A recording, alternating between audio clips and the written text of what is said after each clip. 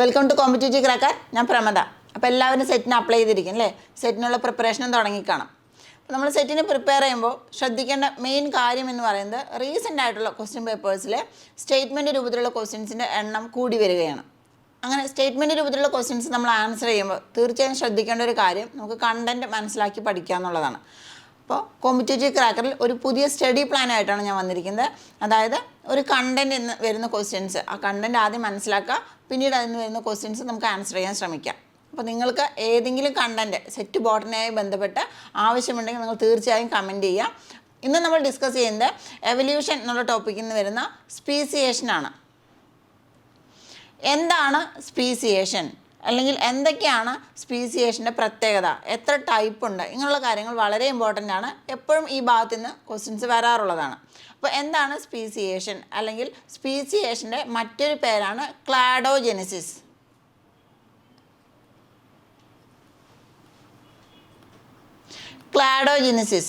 Cladogenesis means arising from a splitting event. അതിനെയാണ് നമ്മൾ cladogenesis എന്ന് പറയുക. അപ്പോൾ സ്പീസിയേഷൻ്റെ മറ്റൊരു പേരാണ് ക്ലാഡോജെനിസിസ് എന്ന് പറയുന്നത്. അപ്പോൾ സ്പീസിയേഷൻ എന്ന് പറഞ്ഞാൽ evolution of A new species, അല്ലെങ്കിൽ ഒരു പുതിയ സ്പീഷീസ് ഉരുത്തിരിഞ്ഞ് വരുന്നതിനെയാണ് നമ്മൾ സ്പീസിയേഷൻ എന്ന് പറയുന്നത്. അപ്പോൾ സ്പീസിയേഷൻ എന്ന് പറഞ്ഞാൽ ഓൾറെഡി എക്സിസ്റ്റിംഗ് ആയിട്ടുള്ള ഒരു പോപ്പുലേഷനിൽ നിന്ന് ഒരു പുതിയ സ്പീഷീസ് ഐസൊലേറ്റ് ചെയ്ത് വരുന്നതിനെയാണ്, ആ പ്രോസസ്സിനെയാണ് നമ്മൾ സ്പീസിയേഷൻ എന്ന് പറയുന്നത്. അത് ഒന്നുകിൽ റീപ്രൊഡക്റ്റീവ് ഐസൊലേഷൻ ആവും, അല്ലെങ്കിൽ ഒരു ജോഗ്രഫിക്കൽ ബാരിയർ മുഖാന്തരമാവും. അപ്പോൾ എങ്ങനെ ആയാലും സ്പീസിയേഷൻ ലീഡ് ചെയ്യുന്നത് ഒരു ഗ്രൂപ്പ് ഓഫ് ന്യൂ ഇൻഡിവിജ്വൽസിൻ്റെ ഫോർമേഷനിലേക്കാണ്. ഓക്കെ, അതൊരു എവല്യൂഷണറി പ്രോസസ്സാണ്. അപ്പോൾ ഈ പുതുതായി ഉണ്ടാകുന്ന സ്പീഷീസ് എന്ന് പറയുന്നത് റീപ്രൊഡക്റ്റീവ്ലി ഐസൊലേറ്റഡ് ആയിരിക്കും. ആദ്യത്തെ സ്പീഷീസ് അല്ലെങ്കിൽ പ്രീ എക്സിസ്റ്റിംഗ് ആയിട്ടുള്ള സ്പീഷീസിലേക്ക് ഗ്രാജുവലായിട്ട് ഒരു റീപ്രൊഡക്റ്റീവ് ഐസൊലേഷൻ അവിടെ കാണപ്പെടുന്നുണ്ട്. അപ്പോൾ ഈ ഓവറോൾ പ്രോസസ്സിനെയാണ് നമ്മൾ സ്പീസിയേഷൻ എന്ന് പറയുക. അപ്പോൾ സ്പീസിയേഷൻ അല്ലെങ്കിൽ ക്ലാഡോജെനിസിസ് എന്ന് പറയുന്നത് ഓൾറെഡി എക്സിസ്റ്റിംഗ് ആയിട്ടുള്ള ഒരു സ്പീഷീസിൽ നിന്ന് പുതിയ സ്പീഷീസ് ഉരുത്തിരിഞ്ഞ് വരുന്ന ആ പ്രോസസ്സിനെയാണ് നമ്മൾ സ്പീസിയേഷൻ എന്ന് പറയുന്നത്. അപ്പോൾ സ്പീസിയേഷൻ ലീഡ് ചെയ്യുന്നത് ഒരു എവല്യൂഷണറി ഇവാലുവേഷനാണ്, ഒരു എവല്യൂഷണറി പ്രോസസ്സിലേക്കാണ് അത് ലീഡ് ചെയ്യുന്നത്. സ്പീസിയേഷൻ ഒന്നുകിൽ റീപ്രൊഡക്റ്റീവ് ഐസൊലേഷൻ മൂലമാകാം, അല്ലെങ്കിൽ ഒരു ഫിസിക്കൽ ബാരിയർ മൂലമാകാം. ഓക്കെ, അപ്പോൾ സ്പീസിയേഷൻ കഴിഞ്ഞ് വരുന്ന സ്പീഷീസ് ഗ്രാജുവലി പ്രീ എക്സിസ്റ്റിംഗ് ആയിട്ടുള്ള സ്പീഷീസിലേക്ക് റീപ്രൊഡക്റ്റീവ്ലി അവ ഐസൊലേറ്റഡ് ആയിരിക്കും, അല്ലെങ്കിൽ അവിടെ മെയ്റ്റിംഗ് നടക്കില്ല. ഈ പ്രോസസ്സിനെയാണ് നമ്മൾ സ്പീസിയേഷൻ എന്ന് പറയുന്നത്. അപ്പോൾ സ്പീസിയേഷൻ പല ടൈപ്പ് ഉണ്ട്. അതിൽ ആദ്യത്തെ വരുന്നതാണ് അല്ലോപാട്രിക് സ്പീസിയേഷൻ എന്ന് പറയുന്നത്. അല്ലോപാട്രിക് സ്പീസിയേഷൻ്റെ വേർഡ് മീനിങ് എന്ന് പറയുന്നത് അതർ പ്ലേസ് എന്നാണ്.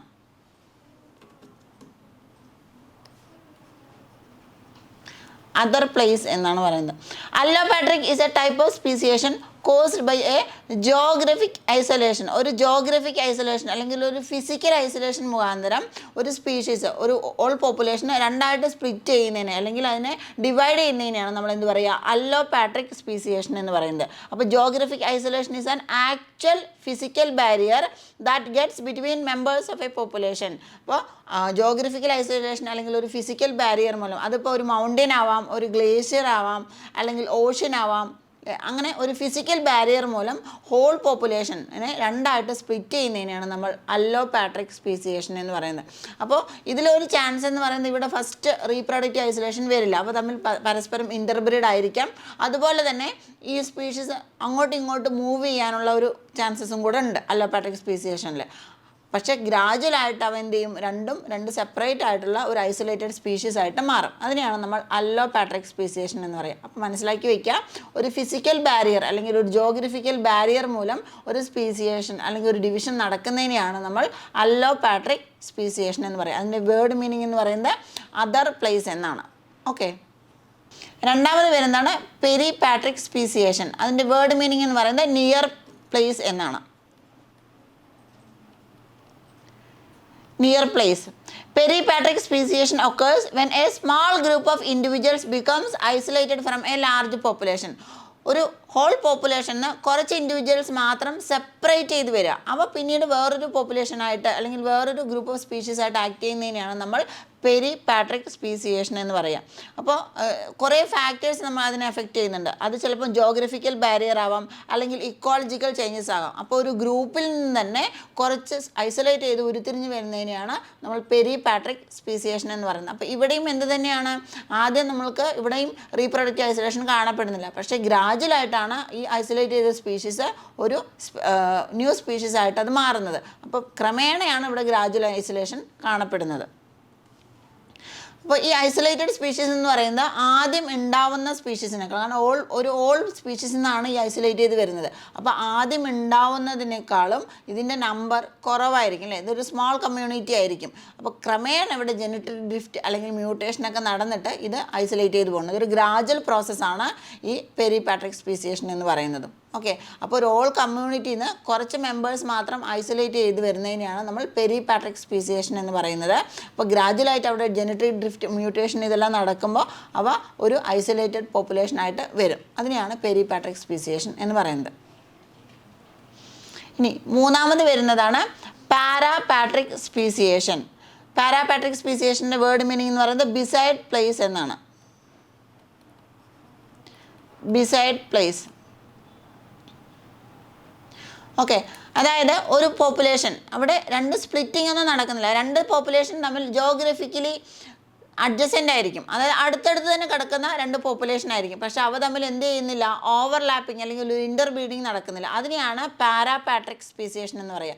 അപ്പോൾ ക്ലോസ്ലി റിലേറ്റഡ് ആയിട്ടുള്ള രണ്ട് സ്പീഷീസ് ആയിരിക്കും, പക്ഷേ അവ തമ്മിൽ ഇൻ്റർ ബ്രീഡിങ് നടക്കാത്തതിനെയാണ് നമ്മൾ എന്ത് പറയുക, പാരാപാട്രിക് സ്പീസിയേഷൻ എന്ന് പറയുക. ഇതിൽ തന്നെ ഒരു ഹൈബ്രിഡ് സോൺ കാണപ്പെടും. ഹൈബ്രിഡ് സോൺ എന്ന് പറഞ്ഞാൽ ഒരു കുറച്ച് മെമ്പേഴ്സ് മാത്രമേ ഇവിടെ എന്ത് ചെയ്യുന്നുള്ളൂ, അതിന് റീപ്രൊഡക്ഷൻ നടക്കാനുള്ള കപ്പാസിറ്റി ഉള്ളൂ, അല്ലെങ്കിൽ അവിടെ മീറ്റിംഗ് നടക്കുള്ളൂ. ആ സോണിനെയാണ് നമ്മൾ ഹൈബ്രിഡ് സോൺ എന്ന് പറയുക. ഓക്കെ, അപ്പോൾ ഇൻ്റർ ബ്രീഡിങ് നടക്കുന്നത് കുറച്ച് മെമ്പേഴ്സ് മാത്രമായിരിക്കും നടക്കുന്നുണ്ടാവുക. അപ്പോൾ രണ്ട് പോപ്പുലേഷൻ അടുത്തടുത്ത് തന്നെ കാണപ്പെടും. അവ തമ്മിലൊരു ബാരിയർ ഒന്നും കാണപ്പെടില്ല, പക്ഷേ അവ അണേബിൾ ടു ഇൻ്റർ ബ്രീഡ്, അവയ്ക്ക് ഇൻ്റർ ബ്രീഡ് നടത്താൻ സാധിക്കില്ല. അതിനെയാണ് നമ്മൾ പാരാപാട്രിക് സ്പീസിയേഷൻ എന്ന് പറയുന്നത്. അപ്പോൾ അതിലൊരു ഹൈബ്രിഡ് സോൺ കാണപ്പെടും, അതായത് കുറച്ച് മെമ്പേഴ്സിന് മാത്രമേ എന്ത് ചെയ്യുള്ളൂ, അവിടെ ഇൻ്റർബ്രീഡിങ്ങിന് ഒരു സ്കോപ്പ് ഉള്ളൂ. അതിനെയാണ് നമ്മൾ ഹൈബ്രിഡ് സോൺ എന്ന് പറയുക. The populations are separated by a hybrid zone where individuals from both populations can interbreed. അപ്പോൾ ഇൻ്റർബ്രീഡ് ചെയ്യാൻ പറ്റുന്ന ആ സോണിനെയാണ് നമ്മൾ ഹൈബ്രിഡ് സോൺ എന്ന് പറയുക. ഓക്കെ, അപ്പോൾ പാരാപാട്രിക് സ്പീസിയേഷൻ എന്ന് പറഞ്ഞാൽ അഡ്ജസൻ്റ് ആയിട്ടുള്ള രണ്ട് പോപ്പുലേഷൻ ആയിരിക്കും, അല്ലെങ്കിൽ സ്പീഷീസ് ഗ്രൂപ്പ് ആയിരിക്കും. അവ തമ്മിൽ ഇൻ്റർബ്രീഡ് നടക്കാതെ തന്നെയാണ് നമ്മൾ പാരാപാട്രിക് സ്പീസിയേഷൻ എന്ന് പറയുക. അപ്പോൾ ഇവിടെ ഫിസിക്കൽ ബാരിയർ ഒന്നും അതിനിടയിൽ ആക്ട് ചെയ്യുന്നില്ല, അല്ലെങ്കിൽ സ്പീസിയേഷന് ഫിസിക്കൽ ബാരിയർ ഒന്നും ആക്ട് ചെയ്യുന്നില്ല. ഇവിടെ റീപ്രൊഡക്റ്റീവ് ഐസൊലേഷനാണ് കാണപ്പെടുന്നത്. ഇനി അടുത്തത് വരുന്നതാണ് സിംപാട്രിക് സ്പീസിയേഷൻ. സിംപാട്രിക് സ്പീസിയേഷൻ്റെ മീനിങ് സെയിം പ്ലേസ് എന്നാണ്. ഒരേ പ്ലേസിൽ കാണപ്പെടുന്നതാണ് സെയിം പ്ലേസ്, ഒരേ പ്ലേസിൽ കാണപ്പെടുന്നതും പക്ഷേ സ്പീഷീസ് ഐസൊലേറ്റ് ചെയ്ത് വരുന്നതുമാണ് sympatric speciation. This is the form of speciation in which new species arise from a single population without any geographical isolation. അവിടെ ജോഗ്രഫിക്കൽ ഐസൊലേഷൻ ഒന്നും കാണപ്പെടുന്നില്ല. Sympatric speciation occurs in the same geographical area. ഒരേ ഏരിയയിൽ കാണപ്പെടുന്ന species തന്നെയായിരിക്കും, പക്ഷേ എന്തായിരിക്കും, അവ തമ്മിലുള്ള ഇൻ്റർബ്രീഡ് നടക്കുന്നില്ല. അപ്പം അതിൻ്റെ ഒരു റീസൺ എന്ന് പറയുന്നത് അവിടെ മേറ്റിംഗ് ടൈം ഡിഫറൻ്റ് ആയിരിക്കും അല്ലേ. അപ്പോൾ മേറ്റിംഗ് ടൈമിൻ്റെ സമയത്ത് അവ വേറൊരു പോപ്പുലേഷനിലേക്ക് മൈഗ്രേറ്റ് ചെയ്ത് പോകേണ്ട ഒരു ആവശ്യം വരും. അങ്ങനെയുള്ള സ്പീസിയേഷനെയാണ് സിംപാട്രിക് സ്പീസിയേഷൻ എന്ന് പറയുക. അപ്പോൾ ഇവിടെ എന്താണ്, റീപ്രൊഡക്റ്റീവ് ഐസൊലേഷനാണ് ഇവിടെ കാണപ്പെടുന്നത്. അപ്പോൾ മേറ്റിംഗ് ടൈം ഒരു എക്സാമ്പിളാണ്. മേറ്റിംഗ് ടൈമൊക്കെ ഡിഫറെൻ്റ് കേസിൽ, അനിമൽസിൻ്റെ കേസിൽ എന്ത് ചെയ്യുന്നില്ല, ആ പോപ്പുലേഷനകത്ത് തന്നെ എന്ത് ചെയ്യുന്നില്ല, മേറ്റിംഗ് അല്ലെങ്കിൽ ഇൻ്റർബ്രീഡ് നടക്കാതെ വരും. അങ്ങനെ ഒരു ഐസൊലേഷൻ രൂപപ്പെടുന്നതിനെയാണ് സിംപാട്രിക് സ്പീസിയേഷൻ എന്ന് പറയുന്നത്. അപ്പോൾ അതിൻ്റെ വേർഡ് മീനിങ് എന്ന് പറയുന്നത് സെയിം പ്ലേസ് എന്നാണ്. ഓക്കെ, ഇനി അടുത്തത് വരുന്ന ഒരു സ്പീസിയേഷനാണ് ആർട്ടിഫിഷ്യൽ സ്പീസിയേഷൻ. ആർട്ടിഫിഷ്യൽ സ്പീസിയേഷൻ എന്ന് പറഞ്ഞു കഴിഞ്ഞാൽ നമ്മൾ ഇൻഡ്യൂസ് ചെയ്യുന്ന സ്പീസിയേഷനെയാണ് ആർട്ടിഫിഷ്യൽ സ്പീസിയേഷൻ എന്ന് പറയുന്നത്. സാധാരണ ഡ്രോസോഫിലിയിലൊക്കെയാണ് അത് കാണപ്പെടുന്നത്. ഓക്കെ, അപ്പോൾ ഇതാണ് സ്പീസിയേഷൻ ഇവൻ്റ് എന്ന് പറയുന്നത്. അപ്പോൾ ഒരു ന്യൂ സ്പീഷീസ് ഉരുത്തിരിഞ്ഞ് വരുന്നതിനെയാണ് നമ്മൾ സ്പീസിയേഷൻ അല്ലെങ്കിൽ ക്ലാഡോജെനിസിസ് എന്ന് പറയുന്നത്. അത് ഡിഫറെൻറ്റ് ടൈപ്പ് ഉണ്ട്. അല്ലോപാട്രിക് ഉണ്ട്, പെരിപാട്രിക് ഉണ്ട്, പാരാപാട്രിക് ആൻഡ് സിംപാട്രിക്. അപ്പോൾ ഓരോന്നും മനസ്സിലാക്കി വയ്ക്കുക എന്താണെന്നുള്ളത്. അപ്പോൾ ഒരു ഫിസിക്കൽ ബാരിയറിലാണ് സ്പീസിയേഷൻ നടക്കുന്നത്, അല്ലെങ്കിൽ ഒരു ജിയോഗ്രഫിക്കൽ ബാരിയറിലാണ് നടക്കുന്നത്, ഞാൻ അല്ലോപാട്രിക് എന്ന് പറയുന്നു. രണ്ടാമത് വരുന്നതാണ് പെരിപാട്രിക്. അപ്പോൾ ഒരു ഓൾ പോപ്പുലേഷൻ, ഒരു വലിയ പോപ്പുലേഷനിൽ ഒരു വലിയ ഗ്രൂപ്പ് ഓഫ് സ്പീഷീസിൽ നിന്ന് കുറച്ച് സ്പീഷീസ് മാത്രം ഉരുത്തിരിഞ്ഞ് വരുന്നതിനെയാണ് നമ്മൾ പെരിപാട്രിക് എന്ന് പറയുന്നത്. അടുത്താണ് പാരാപാട്രിക് എന്ന് പറയുന്നത്. പാരാപാട്രിക് ആണെങ്കിൽ രണ്ട് പോപ്പുലേഷൻ അഡ്ജസൻ്റ് ആയിട്ടുണ്ടാവും, പക്ഷെ അവ തമ്മിൽ എന്ത് ചെയ്യില്ല, എപ്പോഴും ഓവർലാപ്പിംഗ് നടക്കുന്നില്ല. അതിനെയാണ് പാരാപാട്രിക് സ്പീസിയേഷൻ എന്ന് പറയുന്നത്. അടുത്തത് സിംപാട്രിക് സ്പീസിയേഷൻ. എന്താണ് സിംപാട്രിക് എന്ന് പറഞ്ഞാൽ? അവിടെ റീപ്രൊഡക്റ്റീവ് ഐസൊലേഷൻ നടക്കുന്നതിനെയാണ് സിംപാട്രിക് സ്പീസിയേഷൻ. അതിൻ്റെ മെയിൻ റീസൺ എന്ന് പറയുന്നത് മേറ്റിംഗ് ടൈം ഡിഫറൻറ്റ് ആവുക എന്നുള്ളതാണ്. അപ്പോൾ സിംപാട്രിക് സ്പീസിയേഷൻ. ഇനി അടുത്തൊരു ടൈപ്പാണ് ആർട്ടിഫിഷ്യൽ സ്പീസിയേഷൻ എന്ന് പറയുന്നത്. അത് നമ്മൾ ഇൻഡ്യൂസ് ചെയ്യുന്ന സ്പീസിയേഷനെയാണ് ആർട്ടിഫിഷ്യൽ സ്പീസിയേഷൻ. അപ്പോൾ സ്പീസിയേഷന് എപ്പോഴും ക്വസ്റ്റ്യൻസ് ചോദിക്കുന്ന ഒരു ഏരിയയാണ്. അപ്പോൾ കൃത്യമായിട്ട് മനസ്സിലാക്കി പഠിക്കുക ഓരോന്ന്. നമുക്കതിൽ ക്വസ്റ്റ്യൻസ് നോക്കാം. First question, which of the following is a common cause of reproductive isolation in sympatric speciation? നമ്മളിപ്പോൾ പറഞ്ഞതാണ് അല്ലേ sympatric speciation. Option A, geographic barriers preventing migration. Option B, temporal isolation, that is different mating season. Temporal എന്ന് പറഞ്ഞാൽ mating seasons different ആവുക എന്നുള്ളതാണ്. Option C, hybrid sterility. Option D, genetic drift due to small population size.